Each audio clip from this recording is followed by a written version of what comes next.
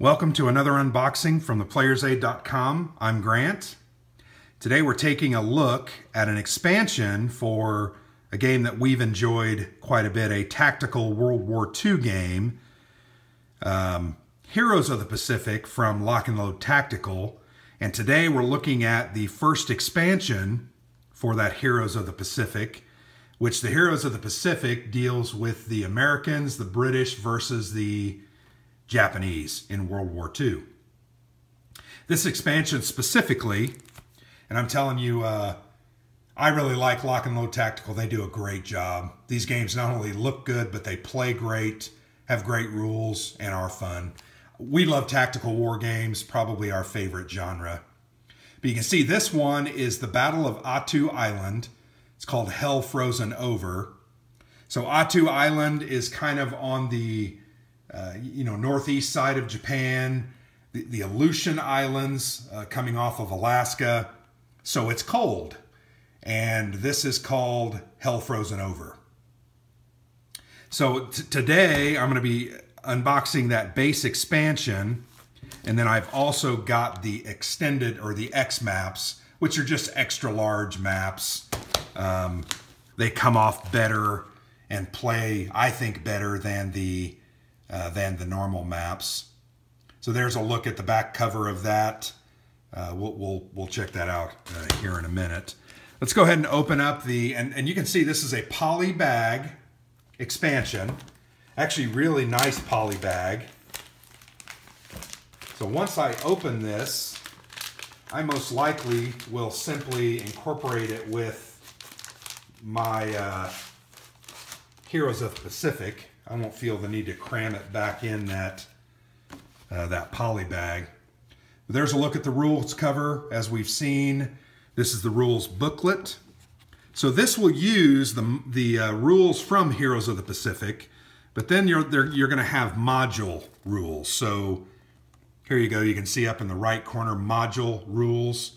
So this is going to tell you what rules are changed when you're using this with Heroes of the Pacific. Here's an example: smoke lane capabilities. Terrain in Hell Frozen Over is a little bit different. It's foreboding, it says. You can see if there's one word to describe the terrain on Attu Island, it's foreboding. But these rules books are very well laid out. In fact, I really like that the cover is a very thick cardstock, so it's going to stand up to the external abuse. And then internally, it's glossy, regular paper, high quality paper, semi-gloss, I should say. The rules weigh in at 33 pages, the module rules. Some of those are include the scenarios. So it actually looks like, let's look at the rules. Yeah, it looks like the rules are only about 10 pages. Then you're going to get into the actual scenarios themselves. Cleve Sea Assault, Attu Island, Alaska Territory, May 19th, 1943. Here's some other information. If you've played Lock and Load Tactical, you're familiar with these setups. Here they're going to tell you the orders of battle for the Americans and the Japanese. Let's look through the other scenarios. Yeah, there you have the Americans and the Japanese again. Advance on Cold Mountain, American and Japanese, etc. So it looks like there's about 8 different scenarios, which is great. First bonsai, like additional options to play, and they have different loadouts. I do not believe this game has any new counters. You're going to use the counters that come with the base game. You're only going to use the maps and the new rules for the module. So there's a look at the rule book. Here we'll get a check. Here's the, this is not a player aid, but it's the turn record track. Milliwa is a word for, I believe it's high winds or storm-like conditions. So as those winds get higher and higher, you're going to have some disadvantages or advantages. Yeah, victory point track at the bottom. Very nice made, thick cardboard. And then here, this is your player aid card. You have the terrain effects, which let's look, they said foreboding. Like here's a new terrain, Razorback. Looks like it's almost like where a couple of mountain hexes come together. It's a blocking terrain. It's going to add 1 to the movement cost. +2 against direct fire crossing over hex side. Level 1. They also have muskeg. So I will need to read through this to understand the different types of terrains. On the back, you have a sequence of play, always very necessary for a tactical game, really any war game. Some different reminders about Milliwas and the effects that they have. Some of the spotting rule changes. Some of the melee rules, and then fire combat. The system is actually fairly, I think this system is very playable and user-friendly, but it is a little more complex. Sometimes you have to, you have to do a spot check first, then you have to do a fire check. Based on whether you've fired already or automatically spotted, there's a lot of different rules like that. It's really not overly complex, and if you're interested in my thoughts on Heroes of the Pacific, I did do a kind of a quick review after our very first play of the system. It was something that we enjoyed greatly. But that's a nice look at that player aid. Here I'm going to show you the maps, and then we're going to open up the X maps, and you're going to see the difference. And this is just one big map. It's a card stock. I would put plexi down on this, and it would flatten out really nicely and look really great. You can see the map is kind of various shades of brown with some green mixed in. Nice looking map. A little bit of glare on there. Sorry about that, guys. But there you go. You can kind of get a feel for what the maps are like. I'm going to go ahead and move that up, and then I'm going to open up the X maps. So we'll check out the difference. We'll kind of do a side-by-side comparison of the X maps and the standard map. There's a big difference.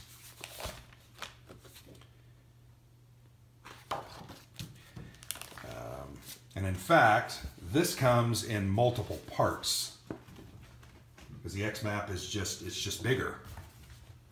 So for instance, you'll notice this map represents an entire area. Here's the X map.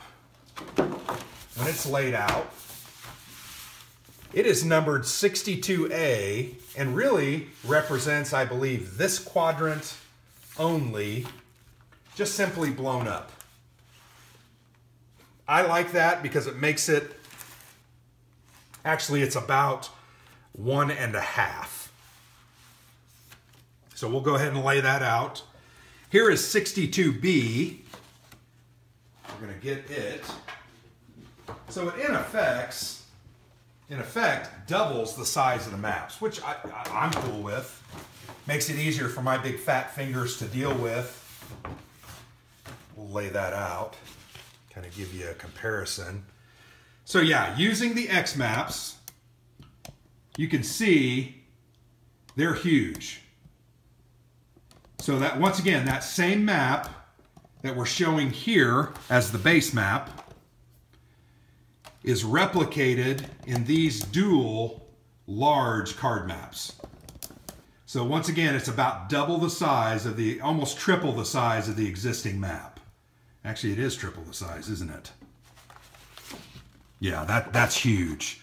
So the X maps, while they will cost you a little more money, Alexander, as we've played, and as we've played this game, I like the bigger hexes. I think they're nicer. The counters are huge 1-inch counters, so they fit very well in there. And you're going to be able to kind of spread out and enjoy it a little more. So that's a look at the X maps. So back to my final thoughts on the Attu Island expansion. You know, this is a really great looking game in a very interesting system. I have enjoyed our plays of Heroes of the Pacific. I think it's a system that I've wanted to play more. We just necessarily haven't had the time. We also have several of their others, Heroes of the Falklands, White Star Rising, I have a couple of their other games, A Wing and a Prayer, Pacific War, games that we've played and enjoyed. And these systems are really good. They're great tactical combat systems. They're a little bit different than others, and I find them very, very interesting. So once again, let me just kind of flip back there. Check out the size of those X maps. Those things are huge. So if you like that, if you're blind like I am, or if you like to spread out, I would recommend going ahead and spending the extra $20 or so on these X maps and be able to spread out. Definitely worth it. So that's a look at the Battle of Attu Island, Hell Frozen Over, from Lock and Load Tactical. I'm Grant for theplayersaid.com. If you enjoyed the video, go ahead and like it. If you enjoy our channel, please follow us and check out our website at theplayersaid.com for more in-depth reviews, AARs, strategy articles, interviews with designers, and previews of upcoming games. We try to keep a lot of new content on our site to keep it fresh and interesting to draw people's interest. So thanks for watching. We'll check you later.